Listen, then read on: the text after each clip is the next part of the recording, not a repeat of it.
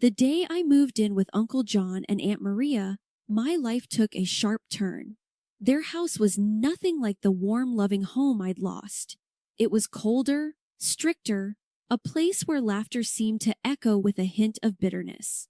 Ellie, their daughter, met me with a stare that could freeze boiling water. "Great, now we've got a charity case living with us," Ellie muttered under her breath as I lugged my suitcase into what would be my new room. Ed Maria shot her a look. "Ellie, that's enough. She's family and we're doing the right thing." Uncle John, a man of few words, simply nodded. "You'll follow our rules here, Ruth. We expect you to contribute like everyone else," Maria added. I nodded too, overwhelmed to speak. I was just 11, trying to find my footing in a world that had suddenly turned upside down after my parents died in a car accident. The first few days were a blur of new rules and chores. Ellie made sure to remind me of my place at every turn. "Why are you even here? You're not really one of us," she sneered one day as we washed dishes. "Just a little orphan girl living off our charity," she added, her words cutting deep. The nights were the hardest. I'd lie in bed listening to the silence of the house, missing my parents more than ever. Tears were my only solace, but I never let Ellie or her parents hear me cry. I made a silent vow to myself. I would endure no matter what. Helping with the housework became my escape, and Maria was particular about how things were done. "You call this clean?" she'd often scold, pointing at a spot I'd missed on the floor. "Sorry, Aunt Maria. I'll do it again," I'd say, grabbing the mop and going over the spot until she was satisfied. Uncle John was a stern man, his words sparing but sharp. "We're not running a hotel here, Ruth. Pull your weight," he'd remind me, even though I was already doing more chores than Ellie. Ellie, for her part, never missed a chance to make my life harder. She'd hide my sewing supplies, knowing how much I loved to sew, then feign innocence when I couldn't find them. "Looking for these?" she'd taunt, holding my scissors just out of reach. The nights were the hardest. I'd lie in bed listening to the silence of the house, missing my parents more than ever. Tears were my only solace, but I never let Ellie or her parents hear me cry. I made a silent vow to myself. I would endure no matter what. Helping with the housework became my escape, and Maria was particular about how things were done. "You call this clean?" she'd often scold, pointing at a spot I'd missed on the floor. "Sorry, Aunt Maria, I'll do it again," I'd say, grabbing the mop and going over the spot until she was satisfied. Uncle John was a stern man, his words sparing but sharp. "We're not running a hotel here, Ruth. Pull your weight," he'd remind me, even though I was already doing more chores than Ellie. Ellie, for her part, never missed a chance to make my life harder. She'd hide my sewing supplies, knowing how much I loved to sew, then feign innocence when I couldn't find them. "Looking for these?" she'd taunt, holding my scissors just out of reach. "Maybe if you're nice to me, I'll give them back," she'd say with a smirk. But I never retaliated. I kept to myself, burying my hurt and focusing on my sewing. It was my one joy, the thread that connected me to happier times with my parents. I started with doll clothes, moving on to alter whatever old clothes I could find. It wasn't much, but it was mine. Life with Uncle John and Aunt Maria was a mixed bag. They provided a roof over my head, sure, but it was Ellie who made sure I never forgot I was different. Amid the coldness and the chores, I found my escape in a corner of my room with a needle, thread, and old fabrics that whispered promises of transformation. One evening, as I was turning a faded curtain into a skirt, Ellie barged into my room without knocking. "What are you doing with that old rag?" she sneered, her eyes scanning my makeshift sewing station. "Just making something new," I replied, keeping my focus on the fabric under my hands. I wasn't about to let her see how much her words stung. Encouraged by Kelly's reaction, I started spending every spare moment sewing. My room became a sanctuary filled with fabric scraps and dreams stitched into reality. Each piece I created was a step away from the identity Ellie and her parents imposed on me. One Saturday, as I was cutting into a dress that Aunt Maria had declared too old, Uncle John walked in. "What's all this?" he grumbled, surveying the mess of fabrics and patterns scattered around. "I'm making something new to wear," I said, trying to keep my voice steady under his scrutiny. "It seems like a waste of time," he muttered, picking up a piece of fabric and twisting it in his hands. "You should focus on your chores, not play dress up." His words were like a slap, dismissing not just my passion but my efforts to rise above my circumstances. Despite their disdain, I couldn't stop sewing. It became more than a hobby. It was my rebellion, my claim to an identity they couldn't touch. Each stitch was a word in the narrative I was writing for myself, one where I wasn't just the orphan niece, but Ruth, the girl who could create beauty from neglect. Things took a sharp turn after I hit 18. Ellie got herself a shiny new car for her birthday, a sleek thing that made my heart sink every time it roared to life. Meanwhile, Uncle John and Aunt Maria suddenly upgraded their lives with fancy gadgets and furniture that seemed out of place in our modest home. It was clear they were living it up, while I was left figuring out how to stretch every penny. One day, as I was mulling over the idea of getting a job post-high school, Maria dropped a bombshell. "Your parents left you some money for college," she said nonchalantly. I was stunned. "Really? I had no idea." "Yeah, but there's a catch," Uncle John chimed in, his tone sharp. "You're staying local for college. It's safer, and we can keep an eye on you." My dream of leaving for a big city to study fashion design crumbled, but I knew arguing would be futile. I started, but Maria cut me off. "We've decided. You can thank us later." I swallowed my protests. Arguing was pointless, so I enrolled in the local college, my dreams of fashion design barely hanging by a thread. Needing to support myself and save for the future, I landed a job as an assistant secretary at a law office nearby. It wasn't glamorous, but it paid the bills. "Look at you, all grown up and working," Ellie sneered one evening as I was sketching designs. "Still playing dress up, I see." "Better than playing spoiled brat," I retorted without looking up. My patience with her was wearing thin. She huffed, clearly annoyed, and stormed out. I couldn't help but smile a little. For once, I had the last word. Despite the setbacks, I didn't give up on fashion. Every evening after work and classes, I'd dive into my world of sketches and fabrics, transforming Ellie's discarded clothes into pieces that felt like me. It was my rebellion, my way of holding on to the dream, even if it was stitched together from the leftovers of someone else's life. "Working late again, Ruth?" my coworker Mike asked one evening as he passed by my desk. "Yeah, got a project I'm passionate about," I replied, packing up my sketches discreetly. "Must be nice having something you love doing," he said, a hint of envy in his voice. "It is," I admitted, feeling a surge of pride. "It's not much, but it's mine." Walking home that night, I felt a mix of emotions. Frustration for sure, at the way my life was hemmed in by my guardian's decisions, but also determination. I might have been forced to stay local, but I wasn't going to let that define me or my future. The more time passed, the more I started to feel like I was living in a house of cards about to crumble at any moment. Uncle John and Aunt Maria, who once lived as modestly as monks, were suddenly splurging like lottery winners.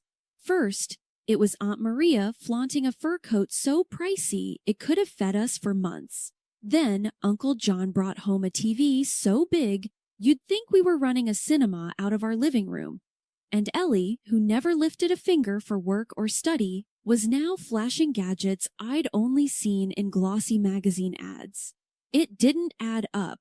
I wasn't a genius at math, but even I knew our household budget couldn't magically stretch to cover luxury splurges. They were being dodgy about where all this cash was coming from, and it set my nerves on edge. One evening at dinner, with a new TV blaring some reality show in the background, I decided to poke the bear. So, where's all this new stuff coming from? Last I checked, we weren't hitting the jackpot every week, I said, trying to keep my voice light, but my words came out sharper than I intended. Aunt Maria shot me a look, her eyes narrowing. That's none of your business, young lady, she snapped, her tone icy. Uncle John, caught off guard, almost choked on his food, coughing as he managed to say, "Well, I got a promotion at work. Yeah, that's it, a big one." "Promotion, huh?"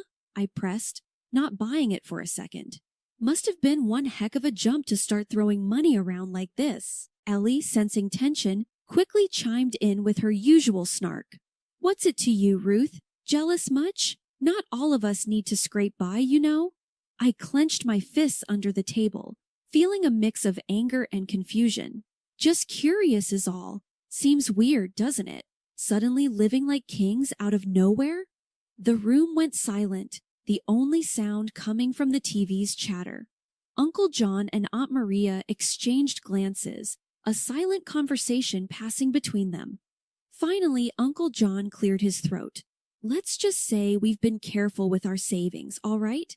No need to worry your little head about it." Careful with savings, right? I thought to myself. I knew something was off. The dots weren't connecting, and their answers were as flimsy as a house of cards in a windstorm. That night, as I lay in bed, the pieces of the puzzle nagged at me.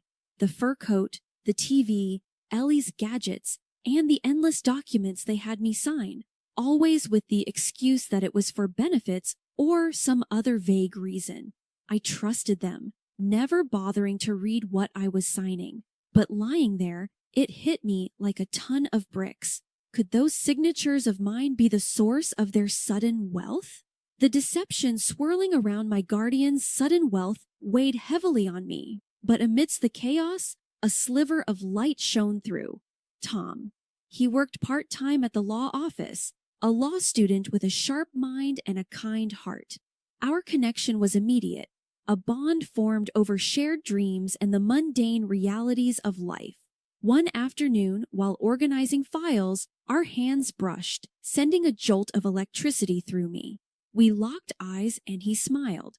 "Ruth, you ever think about escaping this place?" he asked, his voice low. "All the time," I admitted, feeling a flush of warmth. "But it feels like I'm stuck in quicksand." He nodded, understanding. "Well, if you ever need a partner in crime, you know where to find me." It was a joke, but it sparked something between us. A flicker of rebellion against the constraints of our lives. Our secret rendezvous became the highlight of my days, stolen moments filled with laughter and dreams. But as our connection deepened, Aunt Maria grew suspicious. One evening, she cornered me in the kitchen. "I've seen you sneaking around with that boy from the office. Don't think I haven't noticed," she hissed, her eyes boring into mine. I tried to keep my composure. "Tom's just a friend, Aunt Maria. Nothing to worry about." "A friend, huh? Don't play me for a fool, Ruth. You're not to see him again. It's for your own good," she snapped, her tone leaving no room for argument. I was stunned. "You can't control who I see or what I feel. Tom's a good person." Aunt Maria's face hardened. "I won't have you ruining your future for some boy. You'll thank me one day." I bit my tongue, anger and frustration boiling inside. It was clear she wouldn't listen. From that moment, Tom and I knew we had to meet in secret. Our love, a forbidden flame that refused to be extinguished. "Looks like we're modern-day Romeo and Juliet," Tom joked one night as we huddled in the shadows of a park, far from prying eyes. "I guess that makes Aunt Maria the villain in our story," I replied, trying to smile despite the bitterness in my heart. "We'll find a way out of this, Ruth, together," Tom said, taking my hand. His determination was comforting, a beacon of hope in the darkness. But our secret meetings couldn't go unnoticed forever. Ellie, ever the spy, caught us one day and wasted no time in running back to Aunt Maria and Uncle John. The confrontation that followed was explosive. You're grounded. No more job, no more college until you learn your place, Uncle John declared, his face red with anger. You can't do this. You're not my jailers, I shot back, defiant rising in me. Aunt Maria's laugh was cold and sharp. Oh, but we can, dear. You'll learn to obey, or you'll lose everything.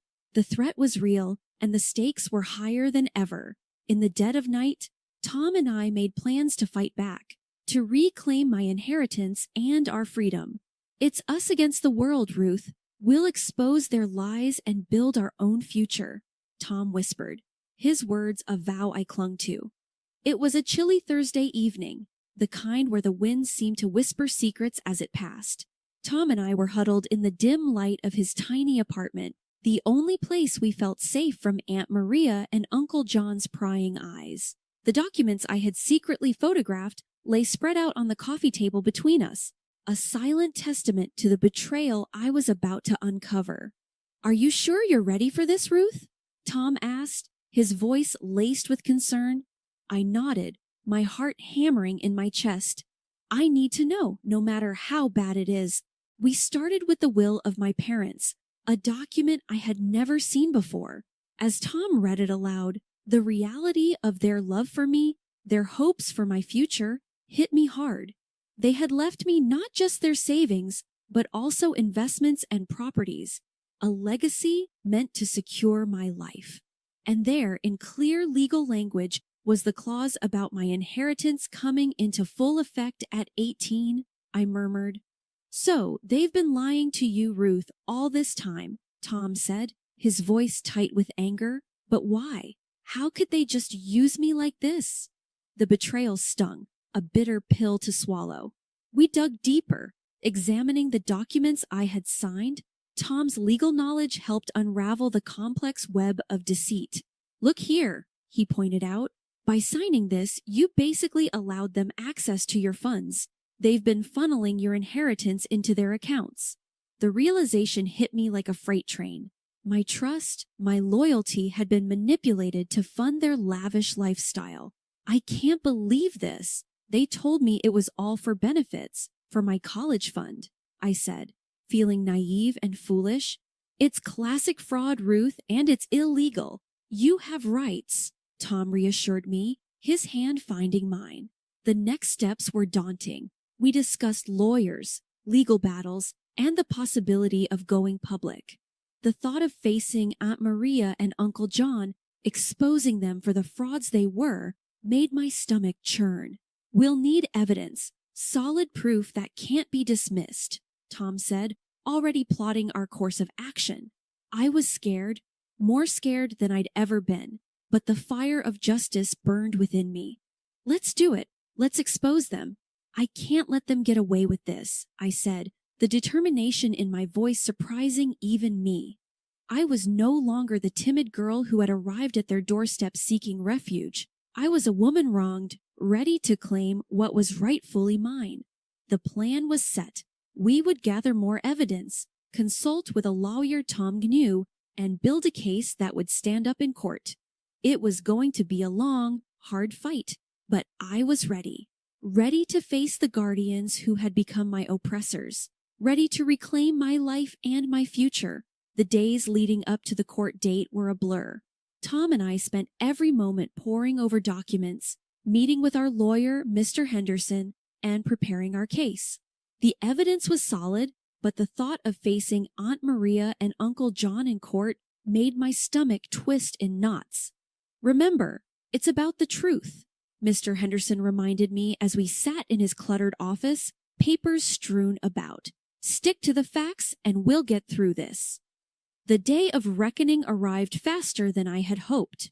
The courtroom was cold, sterile, and filled with the murmur of onlookers. Uncle John and Aunt Maria sat across from us, their faces stoic, betraying no sign of guilt. Miss Thompson, can you confirm that you were unaware of the contents of the documents you were signing at the request of the defendants? The judge asked, his gaze fixed on me. Yes, Your Honor. I trusted them. I thought they were looking out for me, I replied, my voice steady despite the turmoil inside. Aunt Maria's lawyer was slick, trying to paint me as an ungrateful niece, biting the hand that fed her. Isn't it true that the defendants provided you with a home and care after your parents' tragic demise? He asked, his tone dripping with insinuation. They did, but that doesn't give them the right to steal my inheritance, I shot back, refusing to be intimidated. The turning point came when Tom took the stand, presenting the financial records we had uncovered. These documents clearly show the transfer of funds from Miss Thompson's accounts to the defendants immediately following her signature on the documents they presented to her, he explained, his confidence undercutting the defense's arguments. Aunt Maria and Uncle John squirmed in their seats, their facultative finale cracking under the weight of evidence against them. After what felt like an eternity, the judge delivered his verdict. The evidence presented clearly demonstrates a breach of trust and fraudulent activity by the defendants. I hereby order the immediate restitution of all misappropriated funds to Miss Thompson, along with appropriate penalties for the defendants. The courtroom erupted in murmurs, but all I could hear was the pounding of my heart. Justice had been served. Outside, the sun seemed brighter, the air fresher. You did it, Ruth. You stood up for yourself, Tom said, wrapping me in a hug. I couldn't have done it without you, I whispered, feeling a weight lift off my shoulders. With my inheritance rightfully returned, I set my sights on the future. I started studying to be a designer, fulfilling my long-held dream. It was difficult but interesting, and I was fair to myself. Years flew by, turning pages filled with trials into chapters of triumph. My atelier, once just a dream woven from threads of hope and defiance, now stood as a testament to my journey. I had built a name for myself in the city, not just as a fashion designer, but as a symbol of resilience. One afternoon, as the autumn sun cast long shadows across my studio, Ellie barged in, her presence as unwelcome as a storm cloud. Ruth, you've got to help me, she started without a greeting, her voice a mix of demand and despair. I'm in deep, really deep. I need money. I paused, the shock of her audacity giving way to a cold sense of inevitability. Ellie, I can't just hand you money, but I can offer you a job. Work for it, earn it, I offered. Her reaction was immediate and volcanic. A job? Are you kidding me? I don't need a job, Ruth. I need cash, and I need it now. She spat, her eyes blazing with anger. I stood my ground, feeling the weight of our shared past heavy between us. I won't fuel your mistakes, Ellie. A job is all I'm offering. Take it or leave it, I said firmly. Her fury boiled over. You think you're better than me now, huh? Just because you play dress-up for a living? She sneered, her words laced with venom. No, Ellie. I worked hard for everything I have. I'm offering you a chance to do the same, I replied, my voice steady. Ellie's laugh was bitter, devoid of humor. I don't need your charity or your lectures. You'll regret this, Ruth, she said as she stormed out. I felt a wave of sadness for what we both had lost, but also a deep, unshakable conviction in my choices. I had learned the hard way that no one could save you if you weren't willing to save yourself. Weeks later, news trickled down to me that Aunt Maria and Uncle John's house had been sold off to cover debts. Ellie had vanished, chasing after windfalls that would never come. The cycle of choices and consequences had come full circle. Sitting in my studio, surrounded by the vibrant chaos of creativity, I reflected on the journey. From the ashes of a broken past, I had carved out a space where dreams took shape, where resilience was the fabric of success. Tom, now my husband and partner in every sense, placed a supportive hand on my shoulder. You okay? He asked. I smiled, leaning into his strength. Yeah, I am. It's just life's funny, isn't it? How it all turns out. He squeezed my shoulder gently. It's not just life, Ruth. It's you. You made this happen. You turned the odds into your masterpiece. As the sun dipped below the horizon, casting a golden glow over the city, I realized he was right. This wasn't just a new chapter. It was a whole new book, one where the pages were filled with the colors of hard-won joy and the quiet strength of redemption.